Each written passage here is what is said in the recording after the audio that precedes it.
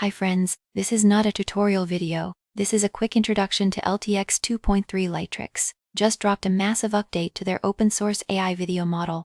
And if you are building workflows or generating content, you need to know what's changed. Let's break down every major feature in this new release. First, the visual upgrades. LTX 2.3 introduces a completely redesigned VAE architecture. This means significantly sharper fine details. Textures, facial features, and small objects now retain their clarity across the full frame without softening at higher resolutions. They've also massively improved image-to-video generation. You'll see far less freezing and much better visual consistency from your input image. Prompt adherence has also taken a huge leap forward thanks to a new gated attention text connector. The model now follows your instructions much more strictly, meaning your text descriptions for timing, specific camera motions, and facial expressions translate far more faithfully to the actual output. Next is the audio. LTX 2 already had native audio, but version 2.3 uses an upgraded vocoder setup.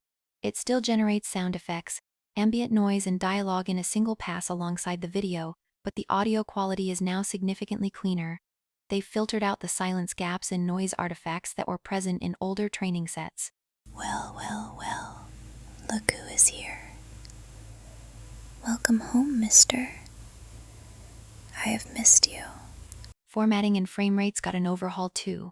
We finally have native 9:16 portrait support, so you can generate vertical 1080 by 1920 video directly without cropping from landscape. They've also added flexible 24 and 48 frames per second options, along with new last frame interpolation to keep the motion incredibly smooth right up to the end of the clip.